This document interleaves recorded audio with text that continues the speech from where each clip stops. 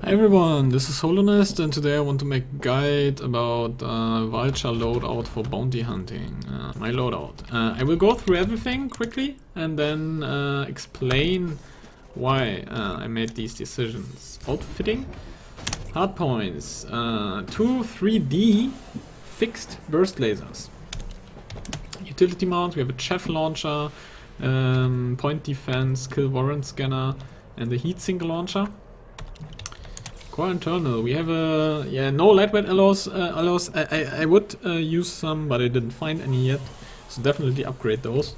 For a power plant, 5B thrusters, 4A frameshift drive, 3C life support, 5A power distributor, 4A sensors, and a 3C stock fuel tank. Then we have the optional internal. We take a 5C bi-weave shield generator, a 4C fuel scoop, 2D hull reinforcement package, 1C fuel tank, 1C advanced discovery scanner, and planetary approach suite that we can get rid of anyway. And that's it already. Okay, now for the hard part, explaining all this shit. So, you can use gimbaled multi-cannons, you can use fixed or gimbaled pulse lasers. You can try beam lasers, everything that you want basically, but for me, after I tried basically all of those, 2 fixed 3D seems to be the best thing for burst lasers, for the Vulture. They have average power draw. Difference to pulse lasers, you cannot fire so sustained, but I would really recommend, if you want to be effective, I would recommend using fixed weapons. That's also why multi-cannons already fall out, also because they use ammunition, which you have to reload from time to time and rebuy. Burst lasers cannot run out of ammo. Pulse lasers can fire more or longer, but because they are fixed, you will from time to time lose track of your target or lose the crosshair. And if this is your playstyle with fixed, actually burst lasers are really good, in my opinion. Because once you have the target in sight, you just fire at them, and the DPS will be really high with burst lasers, because it's a burst. Afterwards, you lose your target out of sight, you have time to recharge your weapons and then start again. And the burst is really surprisingly high against most ships. Utility mounts. Chaff launcher is a really good defensive mechanism in my opinion, because most NPCs or many players use gimbaled weapons and these become pretty much useless. Point defense is always included for me, because it's just, you don't have to do anything with this. It just defends you against rockets like a boss. Not much to do here. Kill warrant scanner. This is a 0C. It goes up to 0A. 0A has the advantage. It has 4,000 meters scan range, and the 0C has 3,000 meters. I wouldn't recommend taking the E or D, because 2,000 or 2,500 is a little bit low. If you're really struggling with the energy, you can try a lower one. But the biggest one, the 0A, takes 3.2 megawatts. That's really too much. You cannot use this with an unmodded power plant. So I would recommend the 0C. Then I take a heatsink launcher, because heatsinks, they don't have that much energy draw, 0.2 megawatts. And they can prevent you from some bad stuff. You can fly if you are wanted, you can fly into stations without being seen by just decreasing your heat. Prevent you from overheating in combat and from overheating when flying into sun. So there are some uses for that. You can get rid of the heatsink launcher and take something else if you want. You can get rid of the chaff launcher, but these are my decisions. Core internal. So as I said, upgrade the lightweight alloys if you can. We definitely need the biggest power plant. We would need an even bigger one, but there just is none. And this is an unmodded guide, so we really have to watch out for what we use in which slots, because we only have those 15.6 megawatts. That's all we have. It's really not that much if you think about it. That's also the reason why we take 5B thrusters, not 5A thrusters. They have a little bit less power draw, and thrusters are the biggest source of energy drain in your ship. In my current ship it's 35%. I think the 5A have like 38 or even more. So we downgrade these a little bit. We get a few meters per second less, a little bit less rotate speed, but it's still very good thrusters. Then we take a 4A frameshift drive. Here you could also downgrade, but still the 4A only takes 0.45 megawatts. It's not really much, and you can get around a little bit faster. Oh, and also it doesn't really, the energy doesn't really matter, because in combat you shut down your frameshift drive anyway. So you can just take the biggest one. If you don't have the money, you can take a smaller one. 3C life support. Here I just wanted to go for the lowest energy. I mean, at least 10 minutes is okay. 5 minutes is a little bit short, or 7.5, so 10 is okay. Energy is not too high, but you don't really need much more than that. You have to always consider, if you take better life support, it will drain more energy, and you might have problems that you can power your weapons or your shield anymore.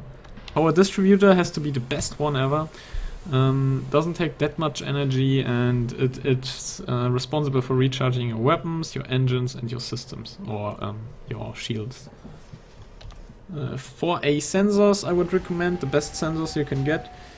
They take a little bit more power, but still only 1.2 megawatts, and they have the maximum emission range, which means you will be able to scan your targets more effectively, what this ship is basically about, scanning and killing.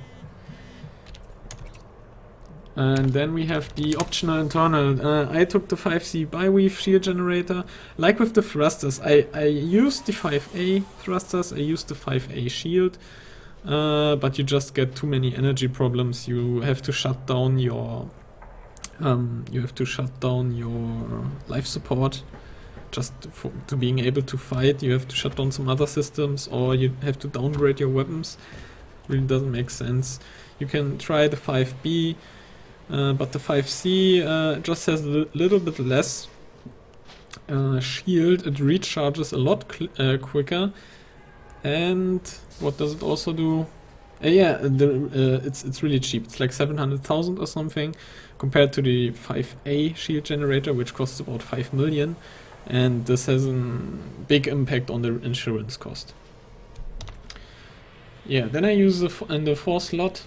There's not really much you can do. I just chose the fuel scoop because I travel sometimes. Fuel scoop, you can just get a really big one, because in combat you shut it down anyway. Doesn't really matter. With this fuel scoop my tank is full in about 30 seconds near to the sun, so I can just go wherever I want if I need to travel, for example to community goals or missions, whenever I want to do something. Here I take 2D hull reinforcement package. I just didn't find anything better. Yeah, if you really don't want the fuel scoop, you can also put a big hull reinforcement package in here. Some people also oh shit. Loading. Okay, so we are back from the unexpected disconnect. Maybe because I was AFK or something. We were stopping at the 4 slot. Some people use 4 slot shields, which draw less energy but also a lot weaker. But then in the utility mounts they use shield boosters. But in the end they use more energy than if they just would use a bigger shield. So I don't really get it. The 5C really seems to be the best option for an unmodded Vulture. If I had a 20% or 30% bigger power plant, I would use 5A shields, maybe a shield booster on top of it, and then even a 4 slot shield cell bank. But shield cell banks also use energy, and yeah, for an unmodded one, you just can't fit in the shield cell banks really well. yeah, for the 1 slots, those are really not important. So for these 4 slots here, you can basically do what you want, but there's not too much stuff that makes sense. Yeah, the fuel tank, just so I can get around a little bit more quickly. And yeah, once the advanced discovery scanner has infinite active range, so if you go to a community goal, for example, and you have to do 20 or 30 jumps, you can just scan every system with 1 click and make some money meanwhile. Makes the traveling experience a bit more meaningful. The next part I will show some actual combat and give some tips about that. How you do proper bounty hunting. I hope this guide was helpful to some, at least for the to give some insight on how you can build this. Of course, you can always use different weapons, try something else. You can also try a stealth build with no shields, extreme hull, and then you can take some badass weapons like plasma accelerators that just two-shot your everything. But yeah, this for beginners, I would say, is pretty effective, pretty good build. It's also not too expensive, the insurance cost is pretty low. Oh, I have to add one more thing. I wanted to say this in the beginning of the video, but there's one reason why my insurance cost is so low, because there are some stations where you can get a discount on buying your ship, and also discount on the modules that you buy there. So you should get up your money, save up enough so you can buy all the modules also. And then you go to, for example, Diaguandri or some other things. I will put a link in the description how you can find those stations where you can get discounts. Yeah. The first advantage, of course, is that you pay a lot less. But the second advantage is in the long run you pay also a lot less, because you will die while bounty hunting. You will make mistakes, or someone will just kill you. And paying those, it was previously with the A-rated Vulture I flew, and I think I didn't even get the discounts, was about 1 million insurance costs. And if you have to fly 1 hour just to get that in again, and then maybe die again, it's really frustrating. So yeah, definitely get those discounts. It's not that hard. Just, yeah, look in the description. Okay guys, I see you in the next video. Enjoy your day, your week, whatever, and until then.